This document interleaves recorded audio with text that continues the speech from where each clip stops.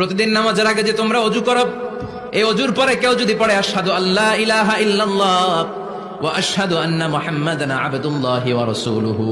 ওযুর পরে এই দোয়াটা প্রতিদিন যে পড়বে, কিয়ামতের দিন 8টা জান্নাতের যে কোনো দরজা দিয়ে ঢোকার অনুমতি ওই বান্দাকে আল্লাহ দিয়ে দিবে।